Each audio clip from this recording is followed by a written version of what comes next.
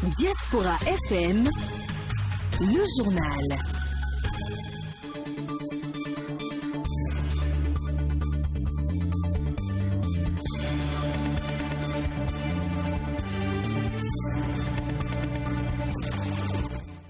Mesdames et messieurs, bonjour, merci de nous rejoindre pour ce tour d'horizon de l'actualité. Remise d'équipements agricoles liés aux promoteurs agricoles privés du projet d'appui au développement agricole des collines Padak. Le geste s'inscrit dans le cadre de la mise en œuvre du projet. Les acteurs de l'éducation au Bénin participent depuis hier à un séminaire à Cotonou. Objectif, mettre en place une gouvernance appropriée de l'éducation dans notre pays. Et puis au Cameroun, des affrontements entre pêcheurs et éleveurs ont fait des milliers de déplacés et de réfugiés. Bienvenue à toutes et à tous. Clémence Tonoucoin. La campagne de vaccination contre la COVID-19 suscite beaucoup d'engouement à Révier. Spontanément, les citoyens se rendent au niveau des centres de vaccination pour recevoir leur dose de vaccin. Aristide Sétien a suivi l'opération de vaccination au centre de santé de cet arrondissement de la commune d'Abomey-Calavi. Voici son reportage. Des places occupées, du personnel au travail sans cesse ce jeudi 19 août 2021. Les candidats au vaccin de COVID-19 viennent en forte affluence au centre de santé de Révier dans la commune d'Abomey-Calavi. Pour les agents de santé en poste, il s'agit d'un début de prise de conscience. La population a commencé par sortir un peu. Depuis la semaine dernière, nous avons constaté une forte mobilisation. Les gens sont intéressés par la vaccination. Et ce n'est pas la population de Révier seule. Les gens viennent de peu partout. Les gens de Calavi, les gens de Cotonou, les gens de Pau, d'un peu partout. La population sort et la procédure est la suivante. Chaque client pour se faire vacciner a droit à une carte gratuitement. Il y a une fiche de consentement qu'il va lire et signer, accepter la vaccination. Et puis, une carte d'identité. S'il n'en a pas, s'il peut se rappeler de la date de naissance et de son adresse là où il vit actuellement, les conditions sont déjà remplies pour qu'il puisse faire la vaccination. L'homme de Dieu, Eric Tchenkun, qui vient de recevoir sa première dose de Sinovac, se réjouit de la campagne en cours et sensibilise. Je me sens très bien. Et ça va très bien, je n'ai aucune malaise. Donc, je ne sais pas s'il y a des gens qui ont craint à cette vaccination de sortir, et surtout aux serviteurs de Dieu résidant à Révier, de sortir avec leurs femmes et leurs enfants, avec les membres de l'église, et se vacciner. Mais Léontine Odile Roumanvor, chef poste centre de santé Révier, averti. J'exhorte ceux qui sont encore réticents de sortir et de ne pas écouter les fake news. Et je demande aussi à ceux qui se sont vaccinés de respecter les gestes barrières. C'est ça qui est important. Le fait de se vacciner ne veut pas dire qu'on ne peut pas être en contact avec le virus. On peut être vacciné, mais si on ne respecte pas les gestes barrières, on sera en contact avec le virus. La vaccination contre la COVID-19 au Bénin, c'est le choix désormais entre les vaccins des laboratoires AstraZeneca actuellement en rupture, Sinovac et Johnson & Johnson. Elle est ouverte à toute personne âgée d'au moins 18 ans. Les travaux de démolition des résidences Kissi Hassan II de l'université d'Abomey-Calavi ont démarré hier, conformément à la décision prise par le gouvernement lors du Conseil des ministres du 16 juin dernier pour assurer la sécurité des étudiants. La démolition de ces résidences a débuté dans la soirée d'hier. Ces bâtiments vétustes représentaient une menace à la sécurité des étudiants de l'université d'Abomey-Calavi. Selon le rapport d'ingénieurs conseil mandaté par le gouvernement, les résidences universitaires KISS et Hassan II devraient être démolies. Comment mettre en place une gouvernance appropriée de l'éducation au Bénin pour tous les acteurs? La question fait objet d'un séminaire de 48 heures à Cotonou, des assises ouvertes à un mois de la reprise des cours. Frédéric Espoir Roumambou.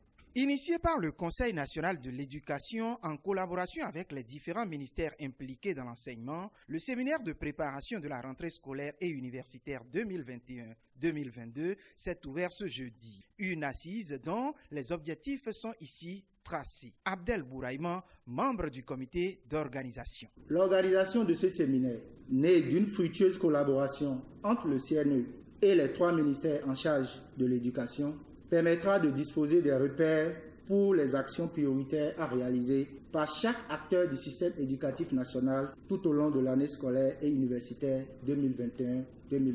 À en croire le représentant des ministres de l'Éducation, en conviant les acteurs du système éducatif à ce rendez-vous, le Conseil national de l'éducation fait montre de combien il est préoccupé par le devenir de nos enfants, surtout en cette période de pandémie de Covid-19. Saliman Karimou, ministre des enseignements maternels et primaires. Face aux défis de plus en plus pressants et nombreux de l'éducation auxquels s'ajoutent les effets de la pandémie du coronavirus, il est important, voire impérieux, de conjuguer nos efforts et de nous mettre davantage au travail afin d'espérer des lendemains meilleurs pour notre système éducatif qui a besoin d'une gouvernance à la hauteur des enjeux qui l'attendent. Pour le président du Conseil national de l'éducation, le Bénin est sur la bonne voie du développement de l'éducation, mais il reste des prix à payer pour atteindre le but. Noël Baguiti. Il s'agira précisément de veiller à une meilleure gouvernance administrative et institutionnelle, de veiller à une meilleure gouvernance pédagogique, de veiller à une meilleure gouvernance financière, de veiller à une meilleure gouvernance du système d'information. Et nous sommes capables de le faire. Nous sommes capables d'améliorer tous ces aspects énumérés. Des solutions sine qua non qui certainement permettront l'amélioration constante de la qualité de l'éducation et donc l'atteinte des objectifs de performance escomptés. Les membres de la Fédération béninoise de sport pour tous ont animé une conférence de presse hier. Objectif, informer la presse du niveau d'organisation de cette rencontre de la conférence africaine de randonnée pédestre qui va se tenir du 1er au 5 septembre prochain au Bénin. Compte rendu, Carnot François Roubé-Derinto. C'est autour du thème la randonnée pédestre au service du développement que se déroulera du 1er au 5 septembre 2021 à Cotonou, la rencontre de la Confédération africaine de randonnée pédestre CAP. C'est donc pour informer le public béninois des différentes étapes et activités qui meubleront ce grand rendez-vous sportif que les membres de la Fédération béninoise de sport pour tous, FBST, ont organisé cette conférence de presse. La rencontre de la CAP au Bénin se prépare excellemment bien. Depuis plus de 6 mois, nous nous sommes mis pour réussir cette manifestation. La réussite de ce grand événement sportif à tout point de vue nous préoccupe énormément. Nous avons échangé de long en large et organisé des réunions et enfin une conférence de presse pour annoncer l'événement. La FBST, membre fondateur de la CAP, entend faire de la rencontre un moment de partage d'expériences, de solidarité, mais surtout de compétition entre les clubs. Elle sera sanctionnée par la grande randonnée pédestre de la route des pêches qui est l'un des principaux objectifs de cette initiative. Spécifiquement, il vise à créer un cadre de rencontre pour un partage d'expériences entre fédérations membres de la CAP. Organiser des compétitions de randonnée pédestre pour la détection des athlètes de nos fédérations. Concrétiser un projet d'organisation harmonisée d'un grand rassemblement de randonnée pédestre nationale, sous-régionale, voire continentale. Rendre visibles les actions des fédérations en informant les populations sur les bienfaits des activités physiques et sportives. À l'issue de cette activité, il sera organisé la grande randonnée pédestre internationale de la route des pêches qui prendra départ au carrefour Fijosé pour Ouida, porte de nos retours. Cette rencontre avec les hommes des médias a été l'occasion pour dévoiler le maillot confectionné pour cette édition.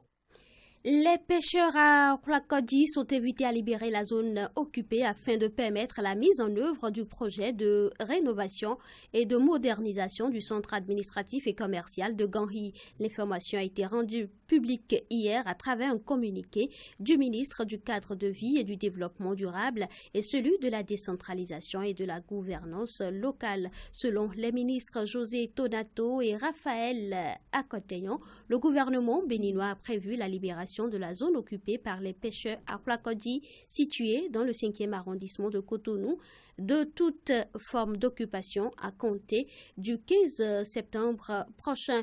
C'est dans le cadre de la relance du projet de rénovation et de modernisation du centre administratif et commercial de Ganhi. Ils invitent donc tous les occupants actuels de cette zone à prendre les dispositions nécessaires pour libérer les lieux. Ce journal se poursuit dans le cadre de la mise en œuvre du projet d'appui au développement agricole des collines PADAC. Le ministre de l'Agriculture, de l'Élevage et de la Pêche, Gaston Dossoui, accompagné du préfet des collines, du maire de Dassa et du coordonnateur du projet, a procédé hier à la remise d'un lot d'équipements agricoles aux promoteurs agricoles privés du PADAC. Suivant respectivement Gaston Dossoui, ministre de l'Agriculture, de l'Élevage et de la Pêche, puis Saliou Odoubou, préfet des collines, à la cérémonie. Ce dont il s'agit, c'est d'un équipement solide, un kit à un coût moyen de plus de 45 millions. Des tracteurs puissants qui peuvent aller sur même les sols les plus lourds, les remuer, les labourer et permettre de tirer le maximum de ces sols-là. C'est des rotovateurs pour pulvériser, aplanir. C'est également de belles charrues qui peuvent aller bien profond. Mais ce qu'il y a encore d'innovant dans ce dispositif, c'est deux choses. Un semoir multigrain qui peut faire le maïs, le soja, le petit mil et tout ce que vous voulez en termes de céréales. Mais c'est encore la benne qui est réversible. Et le tractoriste, une fois chargé, n'a pas besoin encore des pelles pour débenner. Il appuie un bouton et ça verse. C'est très bien pour nous. Dans l'exploitation, c'est important. Et mon vœu, c'est que contrairement à l'habitude que nous avions d'avoir un tracteur, une charrue labourée à la fin de labour, garer le matériel, nous avons de quoi exploiter le tracteur 12 mois sur 12 pour résoudre des problèmes liés au transport, liés à l'accès au marché, liés à même transporter les hommes pour régler des problèmes de distance que nous avons dans les agglomérations les plus éloignées par rapport au centre de santé et à la cité. Ceci, c'est un élément de désenclavement, c'est un élément de promotion agricole. Et je voudrais vous dire, l'État a pris les dispositions pour vous accompagner. Si vous êtes en panne, signalez, on vous aidera. Matthieu 7,7, frappez, on vous ouvrira. Je voudrais vraiment remercier le gouvernement qui a compris qu'on ne peut pas se développer par l'agriculture lorsqu'on reste toujours avec les outils rudimentaires. Et c'est à travers la mécanisation qu'on peut accroître la production. Et aussi profiter pour dire aux maires de veiller à ce qu'un bon usage soit fait de ces équipements. Et à l'endroit des bénéficiaires, je voudrais que vous fassiez un usage vraiment responsable pour que d'année en année, on puisse quand même tirer le meilleur de ces équipements. Ces équipements d'un coût global de 223 621 400 francs CFA n'ont pas laissé indifférents les bénéficiaires. À travers la voix de leur porte-parole Aristide Tossa, ils ont témoigné toute leur gratitude tant au chef de l'État qu'au ministre de l'Agriculture. On l'écoute. En face d'une telle générosité, prions respectueusement Monsieur le ministre de l'Agriculture, de l'Élevage et de la Pêche d'être la courroie de transmission de ces mots de remerciement à son Excellence, Monsieur Athanase Guillaume Talon, pour son leadership éclairé et ses options stratégiques au fin de l'émergence du développement équilibré et intégré de notre cher pays. Nous voudrions adresser également, par les mêmes mots de reconnaissance, la gratitude à tous les membres de la délégation ministérielle et spécialement à Monsieur le ministre. Je m'en voudrais pour terminer mon propos sans avoir donné l'assurance que nous ferons un usage à bon escient des machines agricoles mises à notre disposition par la conformité aux règles d'une bonne gouvernance éditée sous le magistère du président Patrice Talon, socle de notre partenariat. Les nouvelles africaines et internationales. L'actualité au-delà des frontières du Bénin au Cameroun, des affrontements intercommunautaires ont fait au moins 32 morts et 74 blessés dans la région de l'extrême nord du pays, près de la frontière tchadienne. Des milliers de personnes ont fui au Tchad ou à l'intérieur du Cameroun, selon le Haut Commissariat aux réfugiés de l'ONU. Aujourd'hui, le calme est revenu, mais la situation est toujours difficile pour les réfugiés. À l'origine de ces violences, des litiges entre pêcheurs et éleveurs qui se sont envenimés la semaine dernière. Les tensions ont dégénéré en combat intercommunautaire et 19 villages ont été incendiés. La société SUCAF, Sucrerie africaine de Centrafrique, filiale du groupe français Castel, est accusée par une ONG américaine, The Century, d'avoir apporté son soutien financier à des groupes armés pendant plusieurs années en échange de la sécurisation de ses activités. The Century, ONG spécialisée dans la traque des financements illicites en zone de conflit, dénonce en particulier un accord tacite conclu selon elle, avec l'Unité pour la paix en Centrafrique. Dali Darassa, la direction générale du groupe Castel, annonce l'ouverture d'une enquête interne.